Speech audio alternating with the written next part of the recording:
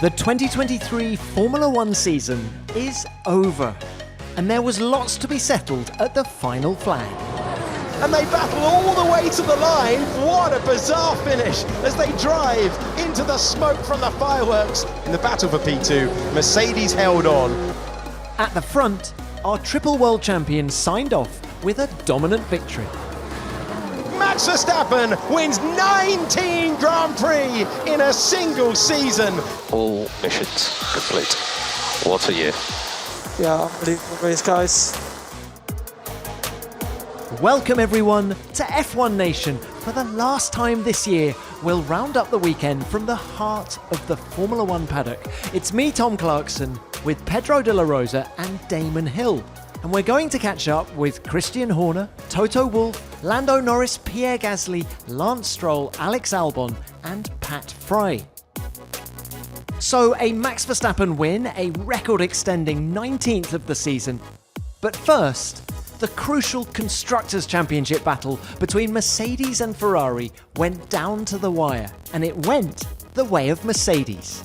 Here's what George Russell, who finished the race in third place, and P2 man Charles Leclerc had to say after the race.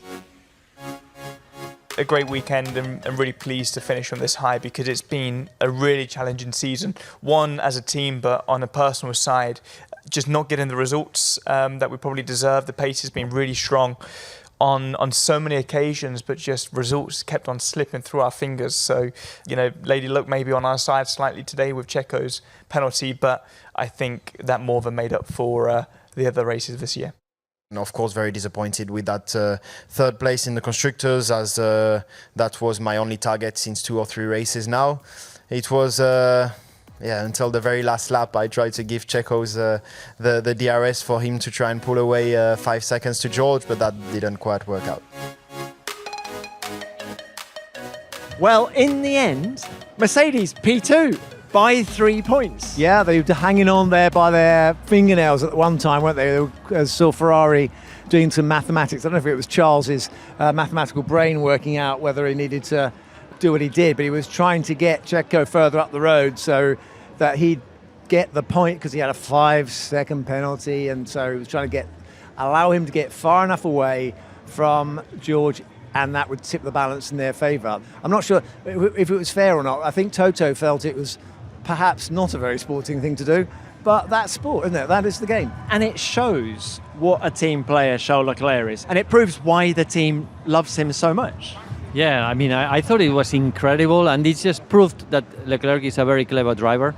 It proves as well that he's a team player, and that he was, in a way, giving priority to the Constructors' Championship rather than to his own personal position in the driver. So, hats off for Charles Leclerc. I like this type of maneuver, which didn't work out in the end, by the way. So that was great. You were just having a photograph taken with some Ferrari fans. There, in a nutshell, was the battle for P2 and P3.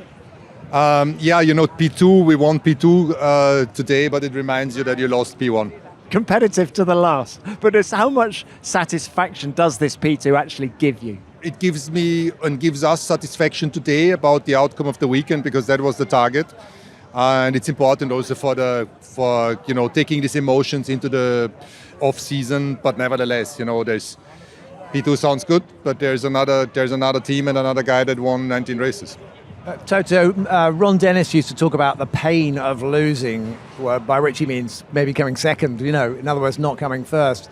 And within the team at Mercedes, you've been used to the success, and there has to have been some changes. We saw Mike Elliott leave. It's painful, isn't it, to change? I mean, but you have to make some changes in order to go forward. Is that a fair summary, or are you just trying to get more out of the people, or get the people you have to work differently to get the different result you need?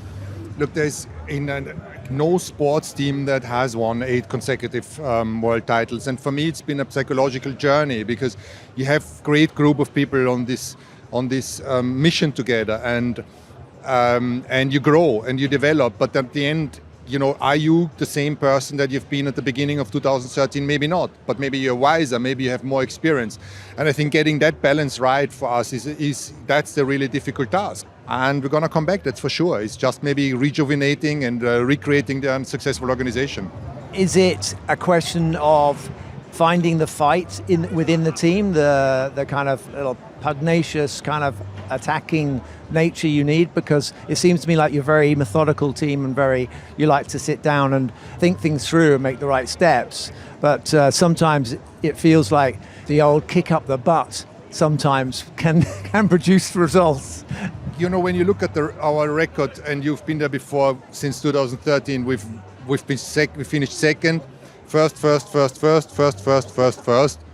second. So you look back in 20 years and you look at that and say that was respectable. You also look back and you look at the Red Bull years where they finished fourth or third, and that happened a lot of time in the last 10 years. And you just got to get the balance right between keeping that, mindset of rational, logical, data-driven work, and on the other side, the emotion and the eagerness. And I think we have both of that. Simplified, we just got the physics wrong. It's not mystics. It's not mystical. It's physics that we got wrong. We got out of the blocks in a bad way with new regulations. Red Bull, on the contrary, they done it well, and now we're playing a little bit of catch-up. And Lewis, is he going to regroup? He always does. He seems to come back. He seems a bit down after this race in Abu Dhabi. Yeah, and no wonder, because it was a really bad weekend for him, and we have to understand why we have these big oscillations, even intra-team. You look at Sainz and Leclerc, one is in the back, the other one is in front row. George, an impeccable race today with a difficult car. Lewis, not competitive, and the same with Piastri and Norris and Checo against Max. Checo is not a second slower, or not even 5/10 slower. But so what is it that we need to understand in these regulations with the tires, that to give them a more stable platform? I think that is the fundamental problem, that when you trust the car, when you're confident in the car, you're quick even though you're managing the tires. But if you got to push it, you kill the tires. Now these cars are when they're right, they're very difficult to drive. Slow speed corners are not easy, and that's why you get this.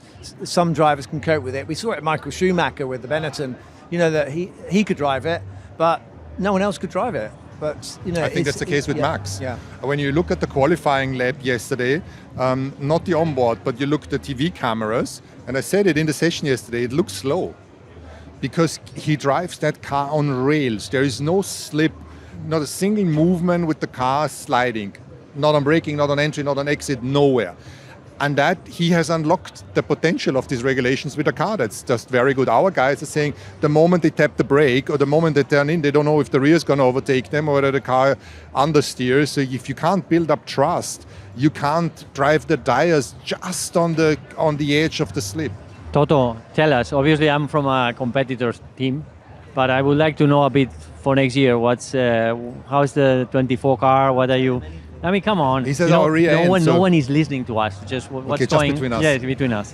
So, it was actually really good that Aston Martin was so competitive at the beginning of the season, because that, at least for us, made it clear that the rear end is not the problem. The gearbox is not the problem. The engine is not the problem. The rear suspension is not the problem. We got to look elsewhere. And that's why I like having teams that are on the same spec. And the second thing is that the step that you made from last year, being among the slowest team, to the beginning of the season being clearly number 2, it shows that if you unlock potential, then you can have a big step forward, not just bolting on a tenth of downforce. And this is just what we need to find. So we're going to make a 2.5 second step like you have done. Okay. Well, don't forget that Fernando still beat Luis today. Yeah. So we can make also a 2.5 second next year. Yeah, I'm sure. I'm sure you can. You did it already. Toto, thank you so much for your time. Enjoy the winter. I guess it's going to be busy, and we'll see you in a few months. Yeah, see you in a few months. Do you think Merck deserved it, guys? Did they deserve the second P2. place? P2 in the chat. I think they worked hard to stay there. I think they were definitely run down a little bit by Ferrari, or chased down by Ferrari, who were out to get it. And their car, Mercedes knew they'd gone wrong with their car, and they can't really do anything about it until next year. So they fought very hard. They surprised me a little bit with some occasional races where they had some pace. And they were very good, it seemed to me, in long runs. They seemed to have something right there as well. But overall, it was a tricky car for both drivers, and that's why Lewis wasn't able to get on top of it this weekend and couldn't get a good qualifying. But George was reasonably happy, but also disappointed when he didn't get our front row position at the start of the race. George, who I might add was really misfiring. I don't know if you spoke to him after the race, but the guy could hardly talk. He certainly can't laugh without coughing. I learnt that during the press conference. But this was a significant race for him, I felt, because Lewis Hamilton was out of the picture. He qualified 11th and never really found his way back in. And so the onus was on George, and he rose to the occasion. And I feel going into the winter break, that is going to do a lot for him, a lot for his confidence. I think it's an important race, you know, when you end up the season on a high. I didn't know that George wasn't feeling well, but it just means, it has to mean a lot for him because he performed at a very high level. I was really impressed by George all season, but especially at this race, how quick he was on the last sector. You know, corner turn 13, 14, all these low speed corners he had, he was very fast. In fact, I thought he was going to be on pole position for this race at one point. And it just proves also the Mercedes team, I think, extracted more from a slower car than Ferrari.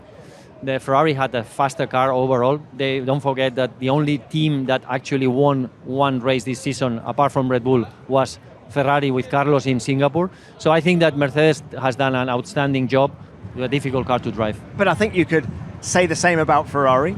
I think so. I think they at least didn't seem, well, they had a period where they thought they were on the right track as well. They didn't seem to have quite the woes that Mercedes did, but then of course we're measuring Mercedes off the back of their total dominance of the sport for many years, many seasons. And so Ferrari have always been one of the teams trying to get back up to where they have enjoyed success in the past. And I think they've done an incredibly strong job. And of course, as you pointed out, you know, Charles is 5 pole positions he had, and he's qualified in the front row again here in Abu Dhabi. So the pace of the car, at least in Charles's hands, is very good. And also, you know, Carlos did some amazing races as well this year, but they just haven't, no one's managed to find the magic trick to beat Red Bull, whether it's Mercedes or Ferrari. And let's be honest, if those two can't do it with their resources, then I'm sure Aston think they probably can eventually.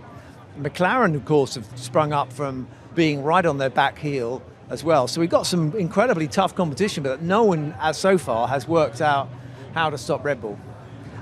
I feel that these teams are going to have a bit of a shock because I think they all think the Red Bull is really easy to drive, and it's clearly not. I was chatting to Daniel Ricciardo. Actually, it's going to be a future episode of Beyond the Grid, but he says at low speed, the Red Bull is not easy to drive. And Max has said that himself as well. So there's no magic bullet. I think even if they improve their cars massively over the winter. I think, Tom, that obviously the Red Bull is not an easy car. I mean, that's for sure. And I think that Checo's performances prove that point. However, I don't think that any car in the grid is easy to drive nowadays with the ground effect, because all these cars with speed move the aero balance forward massively. So you will never have a perfectly balanced car in low, medium and high speed corners. You will always have, like if you are aiming at high speed balance, you know, you will have a very understeery car in medium and slow speed. So it's never going to be perfect. And that's where I think Max is especially strong in adapting to a difficult car to drive in any type of track, in any type of condition, the wet, dry or semi-wet, dry.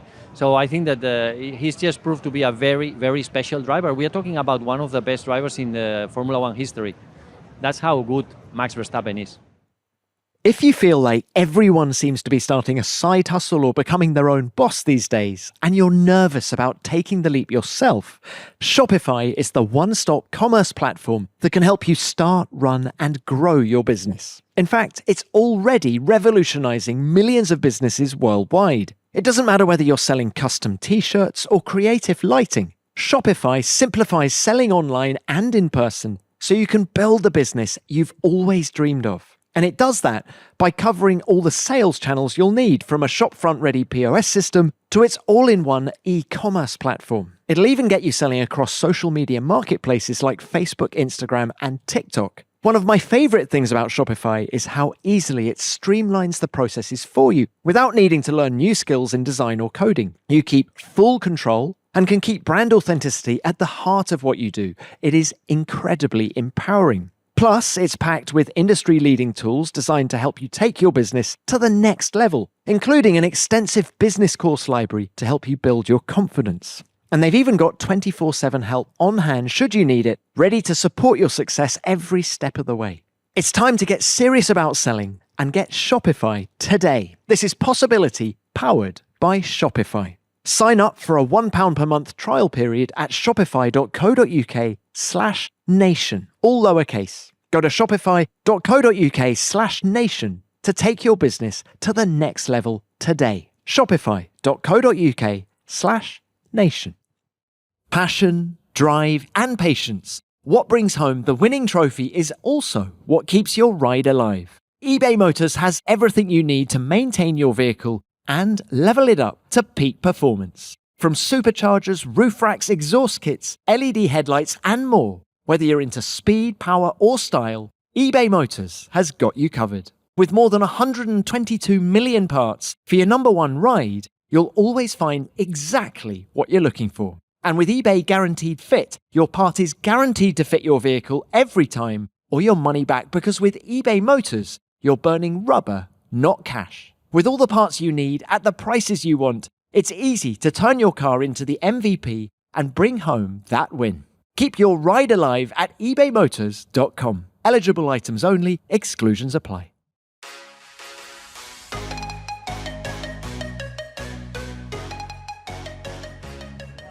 Let's move on then to the battle for P4 between McLaren and Aston Martin. Pedro, you're a very good person to talk to about this. What is the mood in the camp after that P5 finish? What are you, 22 points behind McLaren at the end of the day? Yes, well, I think that we're just stable. You know, we are very, very proud of the season that we've had. Let's not forget that we've achieved 8 podiums. We never achieved one last year, so it just proves the amount of the leap forward that we've done in terms of performance. We finished the season on a high, really, after Sao Paulo, because there were a few races where we were a bit, trying different parts, especially for 2024, and finishing on a high was important for the morale of the team and also for the development of 2024 car. So I think all in all was a fantastic season. I feel very proud to be part of this team and having joined. I always say the same, everyone says, you've been very lucky to be with Aston Martin this time of this time of 23. And I said, yeah, I've been very lucky. I have nothing to do with the performance of the car. I wouldn't have joined if I wouldn't have had seen the potential of this team, the amount of investment that's going in and the amount of the talent that there is. What about the inconsistencies that we've seen this year? There's no hiding from the fact that you started really strong, and then after the summer break, okay, we forget the Zandvoort podium, but after the summer break, it was difficult. It was difficult. I think that we should never underestimate how much other teams improve their cars. At the beginning of the year, you didn't have McLaren. McLaren was not in the equation, so you had 2 positions there that were not taking points away from you. And I think that was critical, the amount of development that was brought by other teams into, especially the latter part of the season. Lance Stroll is with us now. We're just reflecting on Aston's season. How do you look back on it? Yeah, I mean, it's been a season with some highs, some lows. I think we came out of the box really strong. First few races, kind of, the surprise of the winter, really. And then we had a little bit of a slump, halfway through. And some of the other teams, that didn't start off as strong as us, McLaren, Ferrari, Mercedes, managed to kind of get the upper hand on us, halfway through towards the end of the season. But I think we came back a little bit stronger the last few races and, managed to kind of grab a good haul of points, which was a nice way to finish the season. And unfortunately just missed out on that little fight with McLaren there at the end, but they had the quicker car today. Good momentum to carry into the winter. But look, we can reflect on your season now. Can you be honest with us? Show us your risks. How much did... They're working, they're good. But how much did they set you back, really, at the start of the year? A little bit for sure at the start of the year, missing testing and all that. And then the first few races being a lot of pain. But I actually still felt like I was in pretty good shape. And, when you have a kind of car that's competitive under you, that's worth more than broken hands. Like, in a way, I mean, it sounds stupid, but actually, I felt, we came out of the box really strong. The car was feeling good. wrists weren't 100%, but then, we definitely had that kind of tough time in the middle of the season. But like I said, happy that we got to finish the season off on a pretty strong note. I think, picking up some points the last few weekends, some strong results, and more importantly, as a team, finding some more pace in the car, which was good. Lance, have you got a new clause in your contract, no dangerous sports at all, or are you still going to carry on doing stunts? You can't do no cycling. You can't do racing. No. But I'll tell you what I'm definitely, Damon, to answer your question, going to be a little bit more wise this coming winter. So that's interesting because actually... You live and you learn. But hey, I didn't miss any races, You didn't. Right? There you go. Isn't that all that matters? Come on. And also, Kelly Slater's just opened a new wave pool here in Abu Dhabi. Not supposed to tell me that. It's not open now just yet. I'm blaming it on you if I go there and I'm kidding. Have a great winter. Well done. Thank you for that. He has been flying the last few races, Okay, there have been races where they have been difficult, and we've been at the back, Mexico, Austin, starting from the pit lane. But he's been incredibly fast, and some races definitely faster than Fernando. And this has impressed me from Lance. His capacity really to improve, to learn, and to grow stronger.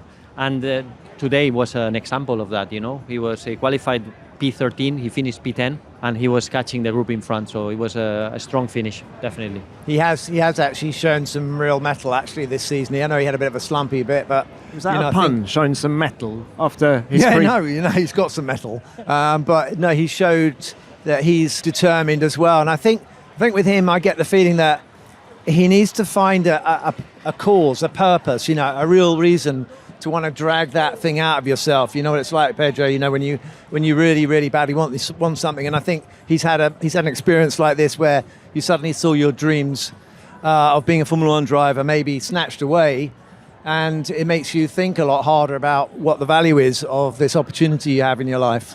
Lando Norris is with us now. So, season done, 1 point off Fernando and Charles. Feeling pretty happy? As happy as I'm going to be, yeah. I think from how much we've turned the season around, I have to be happy. But if I'm fussy, then of course I wish I ended the season ahead of Fernando and ahead of Charles. But also in my head is if you're not first, you're last. So I'm not too bothered whether I was 4th or 6th in the championship as a driver. I'm happier for the team that they finished 4th and ahead of Aston. Thank you.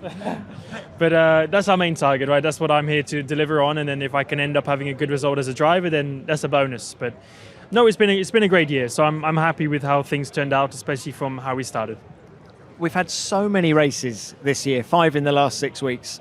Finally, we can all take a deep breath and feel a little bit more happy. How does it feel as a driver this particular moment now? It feels great. It feels great just because I know we have some good things coming. And, we've had a great year, but we know that we can do a lot more. So at the same time, I don't want to stop driving. I love doing it. I enjoy it, right? So I wish I could continue, but at the same time, I want the break because I know we're going to come back even stronger next year. So I kind of want next year to hurry up and get here already. But we all need a break. It's the mechanics and the engineers, they're the ones who have families. So I don't have a family. So apart from my mum and dad and my brothers and sisters, but they're the ones who travel even more than what I do. I'm home more than they are. So they're the ones who need the breaks, not me as a driver, not us as drivers. So it's more deserved for them. It's more needed for them. But I'll enjoy it at the same time and, try and forget about Formula One for some time. What was missing in your car to actually win a race? Because there were races where you look like a real threat to Max. Yeah, I think Brazil and Qatar were the main places. Suzuka was not too bad. What is it? It's small things, It's not even like it's half a second a lap. It's 1/10, 1.5 tenths a lap maybe. That we need to find. So a downforce, efficiency, or no? In my opinion, it's a little bit slow speed performance, but also drivability of the car. For us and Oscar and myself, we find you have to drive it in such a particular way. And when you're at 99.9%, it's amazing. But when you go 100, game over. And when you're 98%, game over. We're not quick. So you have to drive it in this perfect little range, but it's too difficult. Lando, great to chat. Enjoy the break. And we'll see you very soon. All right. Pleasure, mate. Thank you very much. So McLaren won the battle with Aston Martin in the end. As Lance Stroll says, they had the faster car this weekend. They've actually had the faster car since the Austrian Grand Prix. Would you agree? Yeah, definitely.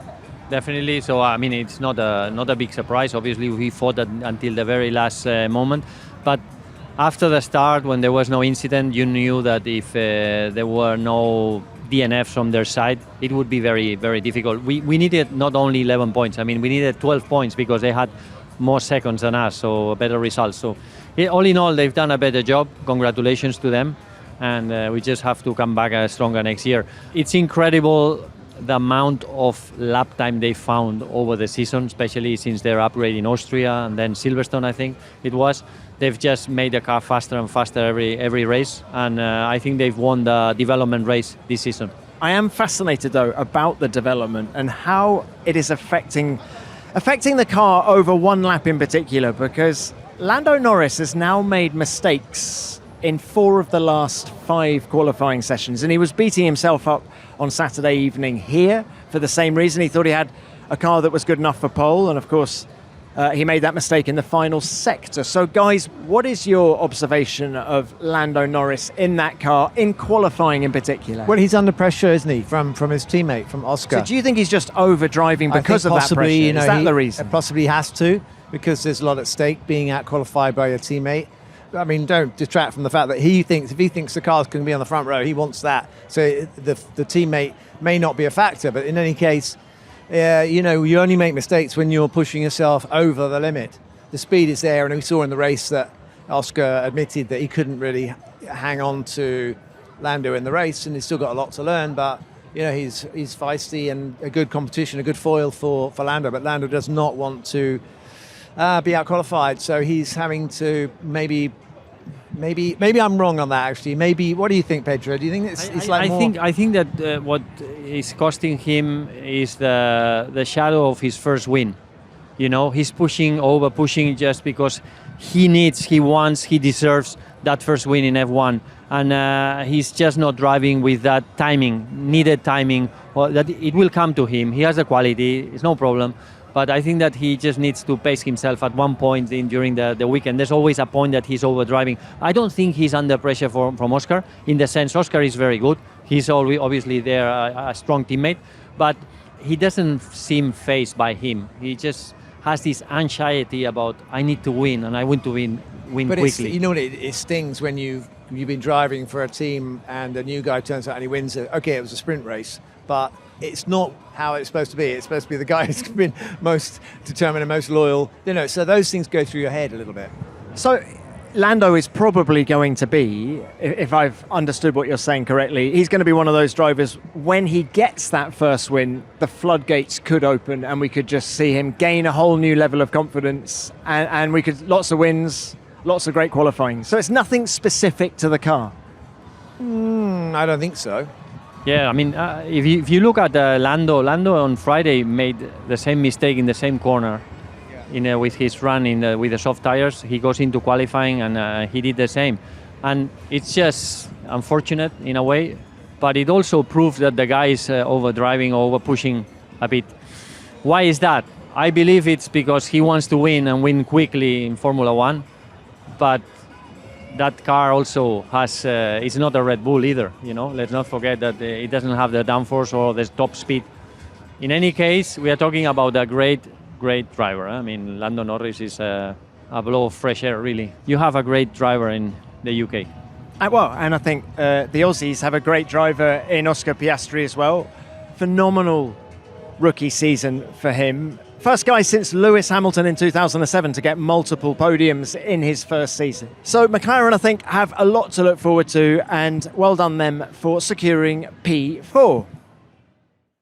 If, like me, you find yourself falling into the trap of leaving all of your Christmas shopping to the last minute because you struggle to find the perfect gift for your loved ones, Uncommon Goods might be exactly what you need. We all want to make sure we buy something that will put a big smile on the recipient's face, don't we? And Uncommon Goods has such a unique range of high-quality, out-of-the-ordinary gifts. You're sure to find something for everyone on your list. In fact, there's so much stuff on there, it's hard to know where to start. They've got so much to explore, from beautiful art and homeware to jewellery, recipe kits, and much, much more. If you know someone that loves experimenting in the kitchen, for example, why not treat them to something sweet, like the Make Your Own Chocolate Truffles kit? Or if you know they'd appreciate something a little spicier, they've got an excellent kit for making your own hot sauce, which comes with everything you need, ingredients, instructions, the lot. And I love that they even give you bottles and labels so you can name your creations when you're done and maybe even gift those to someone as well. When you shop at Uncommon Goods, you're supporting artists and small independent businesses, which means products are often made in small batches. So you know what that means. Shop now before they sell out. So to get 15% off your next gift, go to uncommongoods.com/nation. That's uncommongoods.com/nation for 15% off. And don't miss out on this limited time offer. Uncommon Goods, we're all out of the ordinary.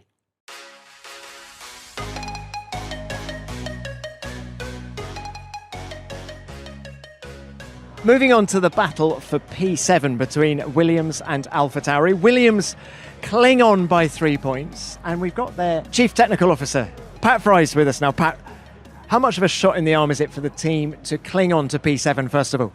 Well, I think it's great for everyone, the effort that's gone in all year. I mean, I've just turned up for the last 3 races. But you've had a very immediate effect, which is rather good. Well, other than they haven't scored any points in the last 3 races and did all the work earlier, so I guess you could say I haven't done that well at all. But credit to everyone's effort throughout the year. I mean, it's your classic thing, isn't it? It's the championship is across 23 races, not just the last one. It's very exciting times for you and for the team because you've been there, 3 weeks now? Just tell us what you've found at Grove and how it compares to everything you've done before. When I go into a place, it's always, you try and soak up as much as you can in the first couple of weeks. I've got such a bad memory, I have to write everything down and try and work out what's good, what's bad. Looking forward to next year, I'm quite excited. I mean, the work they've been doing, and they changed the way they're working through this year, and there's some really good collaboration going on, and things are looking pretty good. One of the things James Vowles has been saying this year is that the facilities at Williams aren't up to scratch and that the team has got a lot of catching up to do. Is that what you found? Well, you certainly have a lot of catching up to do. Some bits of the company are, if anything, better than where I've come from. There's other bits that, you could say are 15, 20 years out of date. So, we certainly have got a lot of work to do. And, it's not just the machinery or the tools as such, it's also the methodologies we use to actually design a car.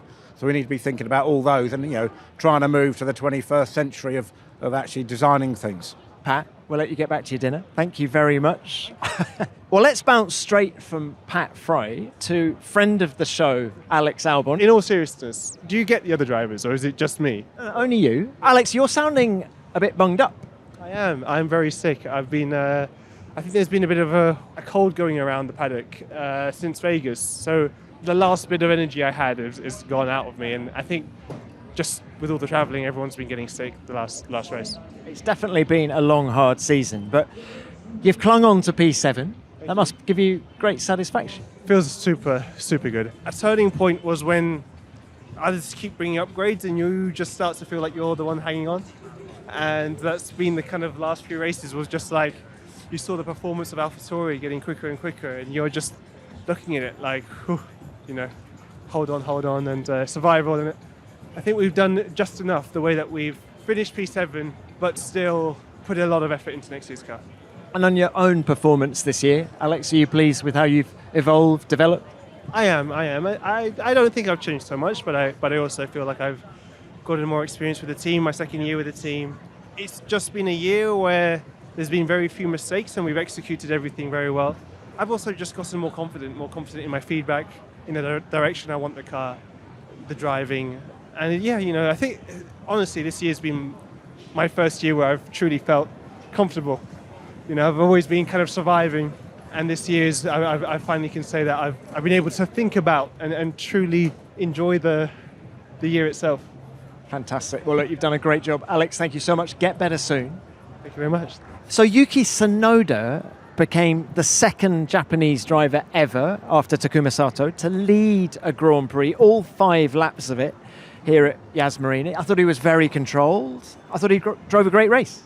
I thought he was one of the drives of the day because he managed a one-stopper. And to manage one stopper, having Fernando at the beginning of the race all over him, managing the tires and the pace, it was a really, really impressive drive from Yuki. I was saying during the race, they will be going bonkers in Japan right now. They will be hopping up and down because it's such a thrill for them to see their drivers and in Formula One, and then to lead a race. And they would have known that it's not going to last. But even so, to see his name up there, be on Franz Tost farewell. No, he was leading a race. A little gift to France. What a wonderful send off for France. He'll be in tears, won't he? I mean, he's a hard man, though. No, I'm sure I think if he cries, it will be in an office with no spectators, no one. I mean, we all know Franz. He tries to be very cold, but we all know that he isn't. Well, the team tells me that he is actually much more emotional about this than he's letting on. I know Franz well because he was managing Ralf Schumacher when Ralf was racing in Japan. So when you were racing in Japan, yes, and Ralf was, and we spent some time with Franz together. We went one night to Tokyo together, and we went out together, and he's a funny man. He's a funny man.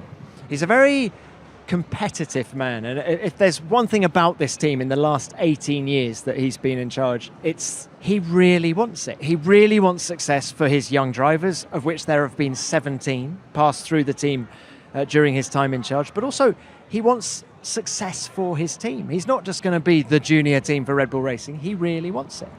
Yes, and I mean, one thing about Franz is that I've never seen someone that works so hard.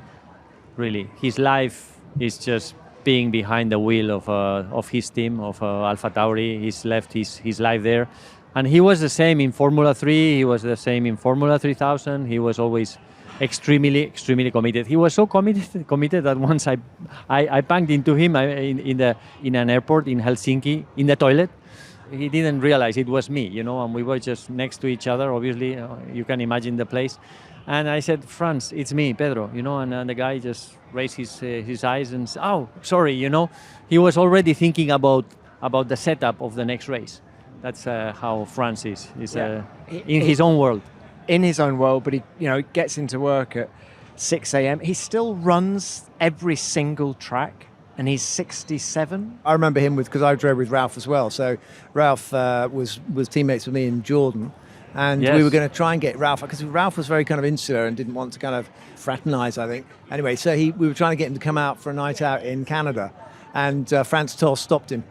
Because I think he was his manager, and he basically thought, if he goes out with them, he's going to get into trouble. He won't be... That Damon Hill. Yeah, so... Pierre, we're just waxing lyrical about Franz. I think you've come down to see him. Yeah, exactly. One sentence, Pierre Gasly. Unique character. I think there is no one like him, so... Yeah, well, on my side, I'll miss him because it was the spine of Toro Rosso. And now they will have to recreate a new dynamic, but wish him all the best. Have a good winter. Thanks, Pierre. It's exactly what you were saying. He is the spine of this team. Very well put by Pierre. Yes, absolutely. So I guess Pierre is going in for the farewell party, if we can call it that. There's something going on inside here. And we haven't been invited. Wonder why. I hope it doesn't involve dumping him in the harbour or pouring kind of custard all over him or something like that, because you never know with this business. He could end up in a wheelie bin. Oh my goodness. Well, and of course, Pierre Gasly, one of the 2 race wins that the team has had under Franz's stewardship. The other one coming from Sebastian Vettel. So, Franz, we're here wanting to say goodbye to you. I think you're being put into a wheelie bin as we speak, so we can't speak to you directly, but thank you for everything. And the sport will definitely miss you. Absolutely. So we just walked past Haas, and one of the stories that came out this weekend was that I think it was ABC or CBS or someone like that. CBS are going to do a series based around Gunther Steiner as a character. So we know he's a character anyway, but they decided he's such a character that he really should be immortalised in some TV comedy series. So I'm looking forward to seeing that when it comes out. It's going to be great. It's just like The Office. He is someone who can be characterised, I think, or caricatured and turned into some sort of comic kind of trope of some sort, which I hope is, flattering to him, and I hope he likes it. It's been a frustrating one for Haas, Damon, hasn't it? Coming home P10. I thought Nico Hülkenberg was a little bit critical of the team earlier in the weekend, saying that they need to have a serious look at the way they go about developing the car. I'm sure it's difficult with someone like Nico who's been in a few teams to see how they operate. You know, there is a frustration with being with a team that is limited on resources and limited on history, if you like. So I know they've been around for quite a few years, but even so, they started off looking at Formula One as a business that they could go about differently to the traditional teams that like to make every single part themselves. So they've kind of come at it from remember they were criticised for kind of being a kit car in a manner of speaking. They weren't, but they were using bits from Ferrari and bits from here and there, and so they weren't actually building it in-house. So there was a criticism that they weren't serious in that way. But from there, how do you know? Eventually, you do have to take control of your manufacturing process, and that's a huge investment. A topsy-turvy day, lots of overtaking on track, lots of action across the board, but it's always going to end the same way in Formula One in 2023. Max Verstappen out of the final corner for the final time. Max Verstappen wins 19 Grand Prix in a single season. Max, very well done to you. You've ended the season as you started it in Bahrain 9 months ago with a dominant win. You looked untouchable out there. How sweet was it? Yeah, it was of course a good race. I mean, the first stint, I didn't really know what to expect because I didn't do a long run, so I probably took it a bit too easy in the beginning, but I guess that was better than trying to push ahead and destroy the tires. So took a few laps, but then I think also the medium was just not as good as expected. So then we had to pit because I saw, of course, everyone around me also pitting, and on the hard tires, everything felt a bit more normal, a bit more easy to manage with the temperatures, and basically I could extend my lead lap after lap, and it was pretty straightforward. I think for not having done a long run, the car felt quite decent out there. You said you were taking it easy in the early laps. That wasn't the case when Charles was right up next to you. No, of course. I mean, the first lap, you cannot take it easy. So tell us about that battle. No, it was good, I think. Yeah, we raced well. I didn't expect Charles to go on the left into turn 6, but it was a good move. Can Charles Leclerc do anything now? He's right in the wheel tracks. No DRS at this stage, but he's forcing a defensive shape. Positions for the lead of the Grand Prix, and Charles Leclerc's going to take it. Side by side they go once again, only momentarily. Once again, Verstappen's bravery on the brakes keeps him the lead. He just will never let it go. That's what defines him as such a fighting, feisty world champion. Charles also had to think about the championship, for the team. So, yeah, it was good. I enjoyed that.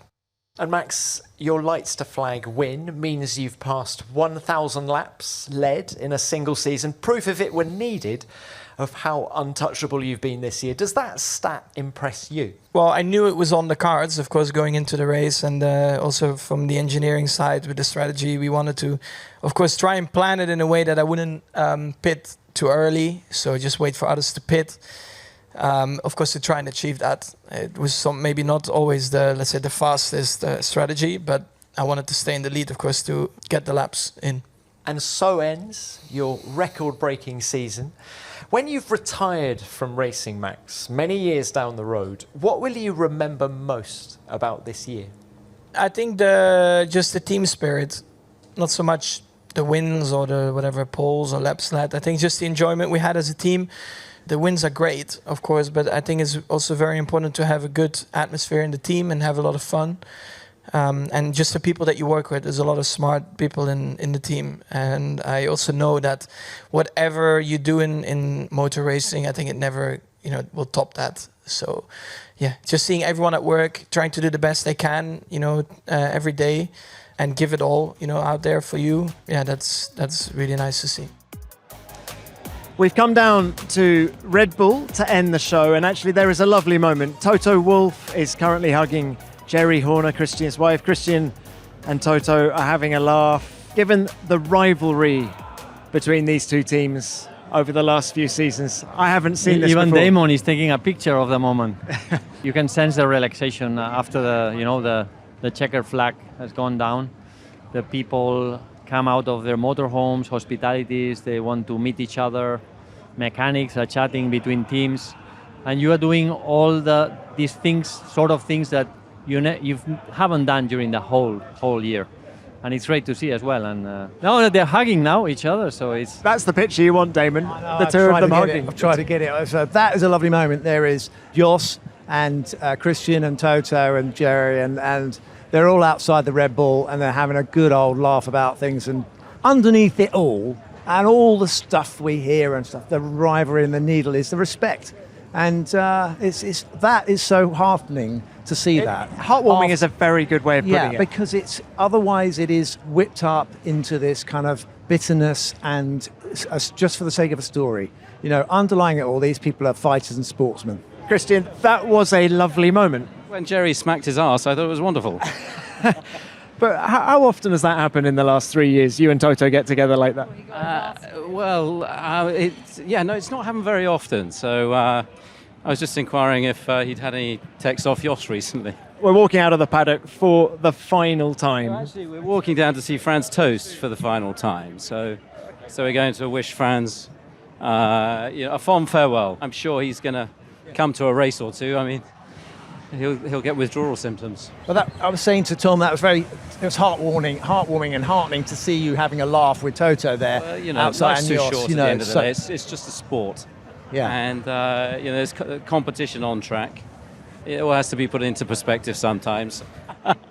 Christian, it's been a phenomenal season. Look, I just wanted to ask you one more question, which is years to come, 10 years down the road from now, when you think back to the 2023 season, what is the one abiding memory for you? Just the whole team achieving a level of excellence that I've never seen before. And sometimes you get sporting phenomenons, and I think this has been one of them where Max has just been on a different planet, but the team has really stepped up across all the different challenges that these different Grand Prix circuits give you, and the conditions and everything that goes with it. And it's throughout the whole factory, from the receptionists to the drivers to the all the support services, the marketing guys, the designers, the technicians, the engineers that have all played their role. And I think it's just, everybody will look back on this. It'll take a moment for it to sink in, just with huge pride. And I guess that'll start to sink in Baku at the FIA prize giving. Look, Christian, thanks for your time. Thank you very much, and have a good off-season and a good Christmas. And I'm looking forward to next year's suits, Tom. Good. I thought we'd get a reference to that. Give our regards to France, because we couldn't get in. Obviously, it's a private party, and it's only friends and family only. VIPs only, mate. You wouldn't make the cut. Ciao. So the top 10 look like this. Max Verstappen ended the season by taking win number 19 of 2023. Charles Leclerc was second, his 6th podium of the season, and George Russell stood on the podium for only the 2nd time this year in 3rd place. Perez dropped to 4th after his 5-second penalty, and then came the McLarens of Lando Norris and Oscar Piastri in 5th and 6th. Alonso was 7th for Aston Martin, Tsunoda equalled his best result of the year in 8th, Hamilton was 9th, and Stroll rounded out the top 10 in 10th. Here's how the top 10 in the drivers' standings looks after the final race. Max Verstappen ended up with 575 points, 290 ahead of his teammate Sergio Perez. Lewis Hamilton was 3rd on 234 points, and then it's close. Alonso and Leclerc both have 206, with Alonso finishing ahead by dint of having more second-place finishes. Norris is 1 point further back in 6th, with Sainz 7th on 200 points. Russell ended up 8th on 175, Piastri was 9th on 97, and Stroll was 10th on 74. In the Constructors' Championship, Red Bull on 860 points end the year with more than double the tally of second-place Mercedes on 409. Ferrari are 3rd, just 3 points further back on 406 points. McLaren are 4th on 302, 22 points ahead of Aston Martin in 5th. Alpine are 6th on 120, and then it gets especially close. Williams are 7th on 28, 3 points ahead of 8th place AlphaTauri. Alfa Romeo are 9th on 16 points, with Haas 10th on 12. Lastly, let's look at the final standings in the F1 Nation World Championship, our F1 Fantasy League. After a season where the lead was constantly changing hands, our winner took the lead in Qatar and held on until the final flag in Abu Dhabi. It's TJGP67, the first F1 Nation World Champions. Huge congratulations to you. Time to Call Gene finished the season in second, and right at the end of the year, we had a new team in P3. Dex Double DNF Delight snatches the final place on the podium. Huge congratulations to our top three. And as for our team, well, we were a bit off the pace. 975th in the table, more than 1,000 points behind first place. I feel we've got a lot of work to do over the winter. But it's the taking part that counts, is that right? Thank you to everyone who played with us, and of course, F1 Fantasy will be back again in 2024. Here endeth the season, 22 races. It's been a phenomenal one on so many levels. Pedro, what is your take home from 2023? It's been a fantastic season. We've had a great champion, one of the best in history, and it's been an absolute pleasure to see him drive, because I think above all the most incredible thing about Max is how he's managed to drive the car without getting, just his steering inputs are really smooth. He's not getting nervous. He's managing the races, the distances on the first few laps, not overheating the tires. I think that he's been. I haven't seen him make a correction the whole year or lock a front tire. That's how well he's been driving. And there haven't been easy races. There have been many races that started dry, then they went wet, like Monaco or Zandvoort, and he's kept his head cool. So I think we've witnessed a massive driver driving at his best. Damon, for you? I can't add to that really. What Pedro just said. We're all drivers. We all look at someone like Max, and we all look at the opportunity he's got with a car like that. But he's used every last drop of his skill, and he's got every last drop of performance out of that car. So all congratulations to him and respect. And he smashed every record. I mean, it's ridiculous what he's broken, the records he's broken this year. He's won in one season. 1,000 laps. 1,000 laps. He's won nearly my career total in one season. But not quite. You still got him on that. Well, I agree with both of you. Max has been brilliant. I've loved seeing Fernando Alonso get back to form and show us just how good he is. I love seeing Lando Norris grow. There have been so many subplots away from the Max Verstappen story, but that, folks at home, is the end of F1 Nation for the year. We have absolutely loved bringing you the show. It's been a great laugh, hasn't it? It's been fantastic, Tom. Yeah, and it's been great with Pedro, and also Natalie, who's not here at this race meeting, and the guests we've had on have been great. So it's been lovely talking to F1 Nation, all the people that listen to us around the world, which is wonderful. Yeah, it's been an absolute pleasure, guys, working with you, with Natalie, and thanks to all our listeners, really, because the show is nothing without I'm just them. impressed that they've managed to listen for that long, really. Thank you so much. And before we go, quick shout to the production team back at home, to Karen, to Jamie, to Chris. This show couldn't be brought together without you, so thank you very much for everything you do. But that's it. We'll be back in the new year, but for now, thanks for listening, and F1 Nation is produced by Formula One and Audio Boom Studios. I know that.